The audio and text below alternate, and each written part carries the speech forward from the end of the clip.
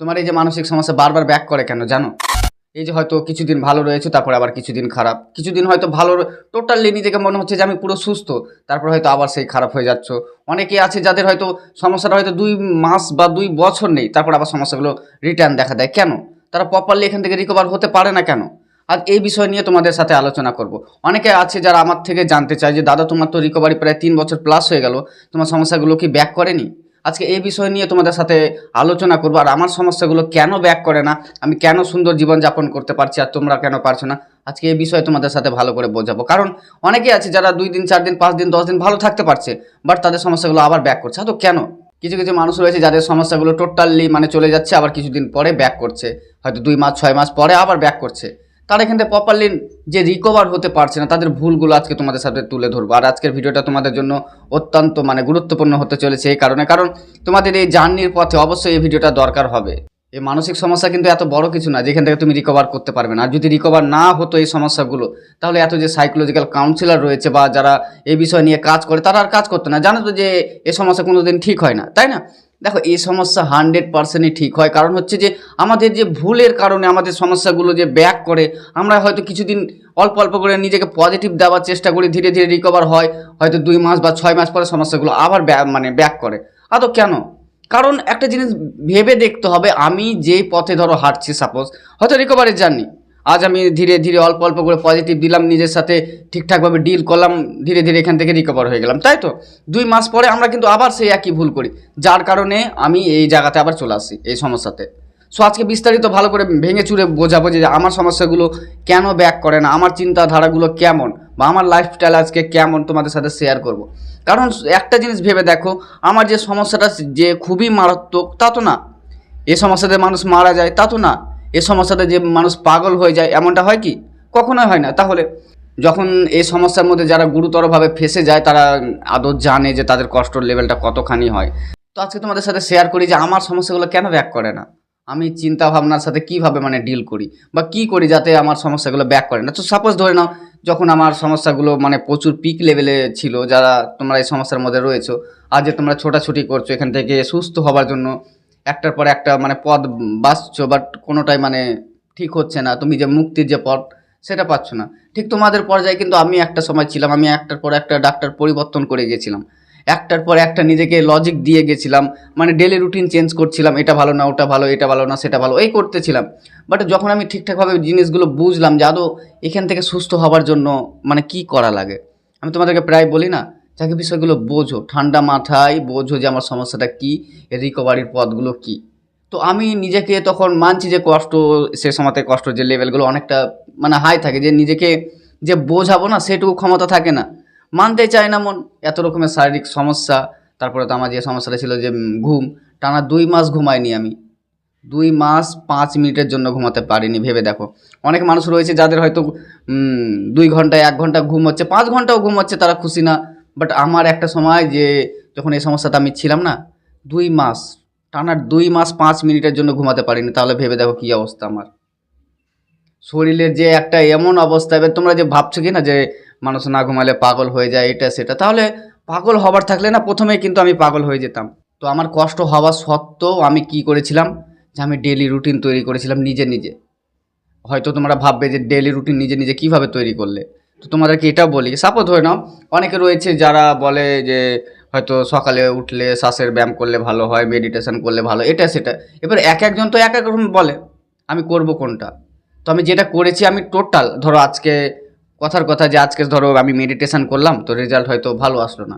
কালকে আমি ধরো শ্বাস প্রশ্বাসের ব্যায়াম করলাম, তো কোনটাতে আমি ভালো ছিলাম, হয়তো আমি খাবার যেসব খাবারগুলো খেতাম, হয়তো কোনো দিন হয়তো আমি মাছ মাংস খেতাম, সেদিন ভালো ছিলাম, নাকি শাক সবজি যেদিন খেয়েছিলাম সেদিন ভালো ছিলাম। বিকালে আমি কোথাও ঘুরতে গিয়ে ভালো ছিলাম, নাকি বাড়ির মধ্যে ভালো ছিলাম। টোটাল কিন্তু স্টেপ বাই স্টেপ আমি এইভাবে রুটিন তৈরি করেছি। তো তোমাদেরকেও এটা আমি সাজেস্ট করবো যে তোমরা এইভাবেই রুটিন তৈরি করো।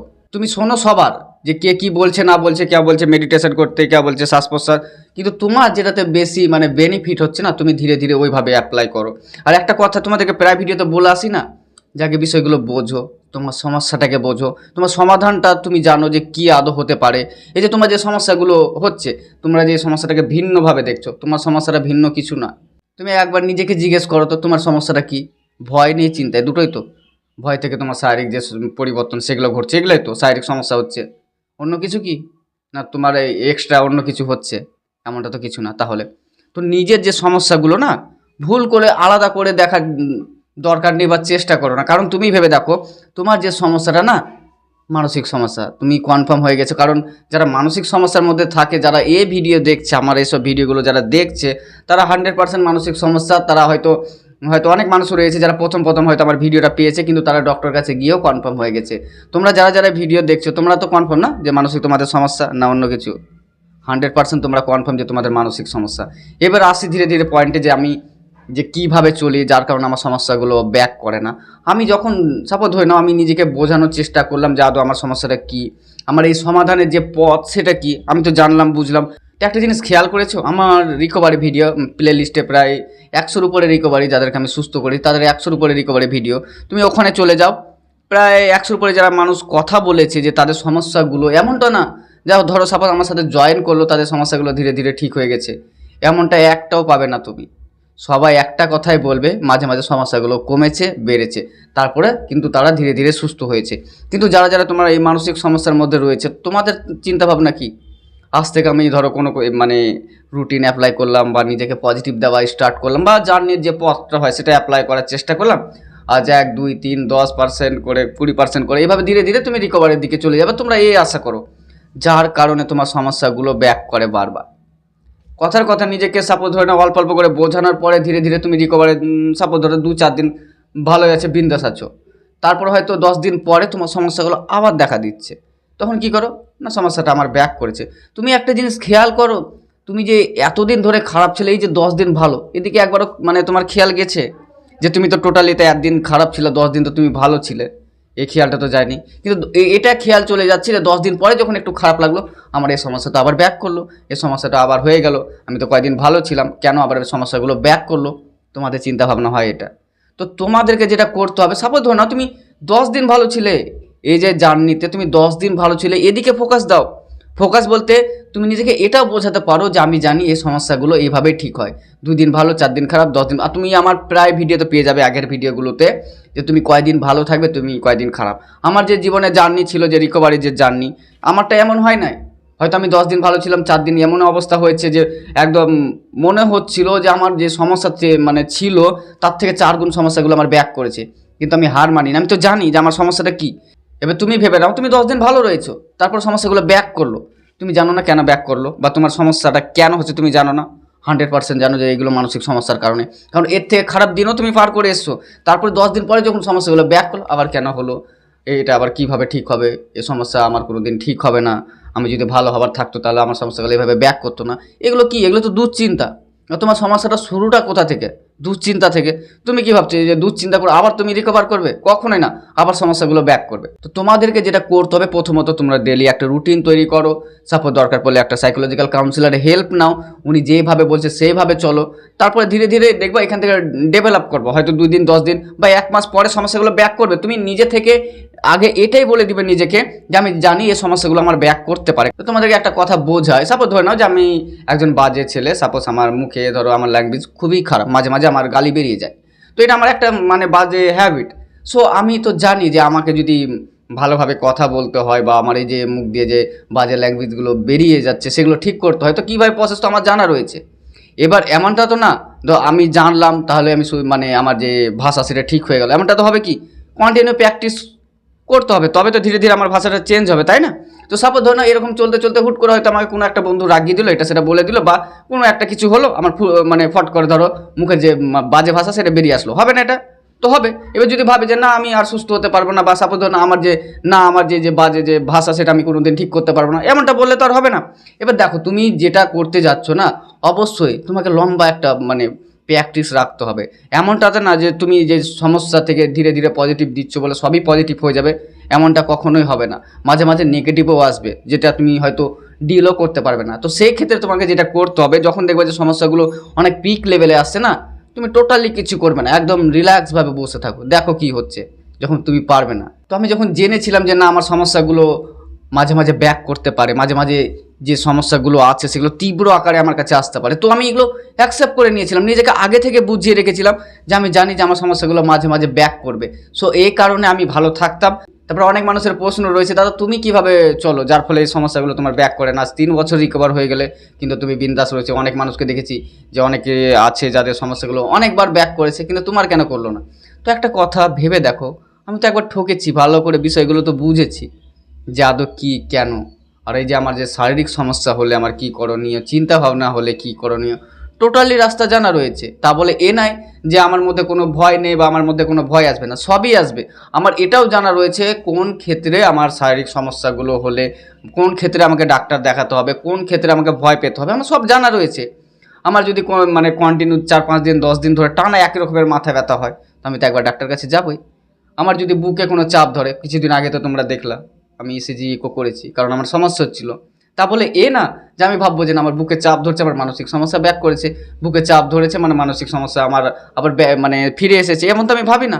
আমার যদি শরীরের মধ্যে কন্টিনিউ একটা সমস্যা কন্টিনিউ চলে, সেটা হয়তো 5 দিন থেকে 10 দিন, তো আমি তার জন্য আমি একবার ডাক্তার অবশ্যই দেখাবো। তা বলে এই না যে আমি ওই নিয়ে পড়ে থাকবো, এটা আমার কেন হচ্ছে, বুকে যে চাপ ধরলো এখান থেকে কি আমার হার্ট অ্যাটাক হবে বা এটা হবে সেটা, আমি এভাবে ভাববই না।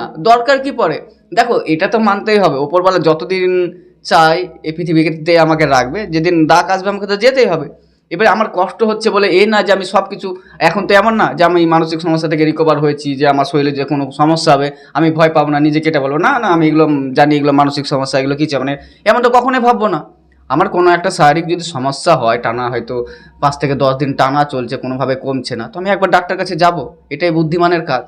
এবার যদি সাপোজ ধরে নাও যে আমার কোনো একটা সমস্যা আছে শরীরের মধ্যে, ম্যাক্সিমাম হয়ে গেল 10 দিন, আমার কোনোভাবে কমছে না, আমি যদি নিজেকে পজিটিভ দিতে থাকি যে না আমার এগুলো মানসিক সমস্যা, এর আগে হয়তো আমি মানসিক সমস্যায় ছিলাম তার জন্য হয়তো এই সমস্যাগুলো ব্যাক করছে, আমি এভাবে যদি আমাকে দিই মানে পজিটিভ, তা আমার তো জ্ঞানে বলে যে না এটা উচিত না। একটা জিনিস খেয়াল করে দেখেছো, হসপিটালে কত মানুষ, গাদা গাদা মানুষ রয়েছে, তাদের তো আর মানসিক সমস্যা নাই, কিন্তু তারা হসপিটালে যাচ্ছে কেন? তাদের শারীরিক সমস্যা হয়েছে তাই। তো আমি যদি মানসিক সমস্যা থেকে রিকভার হয়, তো আমার কি কোনো শারীরিক সমস্যা হতে পারে না?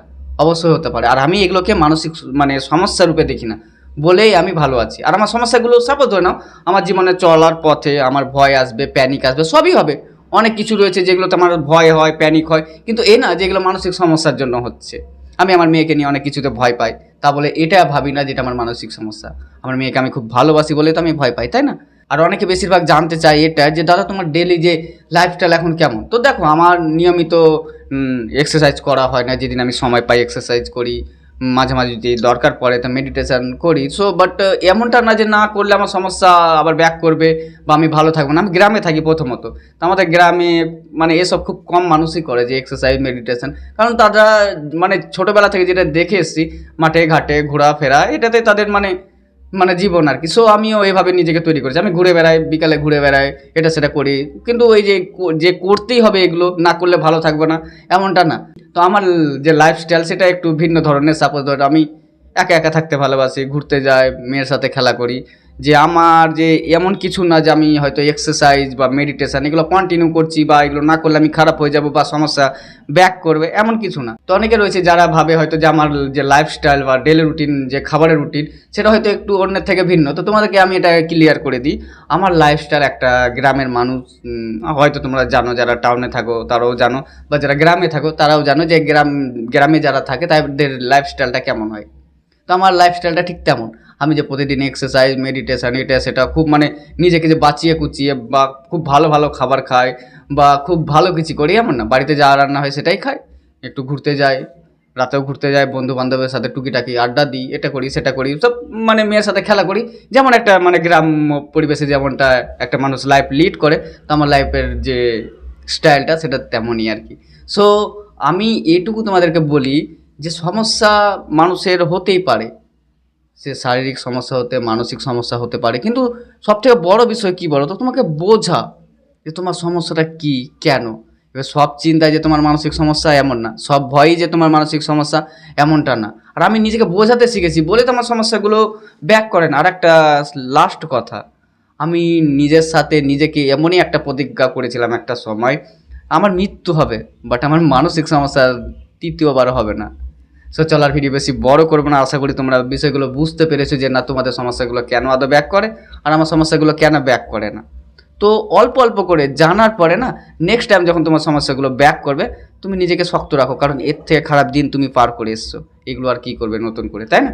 তো চলো আর ভিডিও বেশি বড় করবো না, ততক্ষণ নিজের খেয়াল রেখো, সুস্থ থেকো। আর তোমরা যদি আমার চ্যানেলে নতুন হয়ে থাকো না, চ্যানেলটি সাবস্ক্রাইব করে রাখো। আর যদি ভিডিও ভালো লাগে একটা লাইক করে দিও, আর কিছু জানার থাকলে অবশ্যই কমেন্ট করে দিবে, আমি তোমাদেরকে উত্তর দেওয়ার চেষ্টা করবো। তো চলো।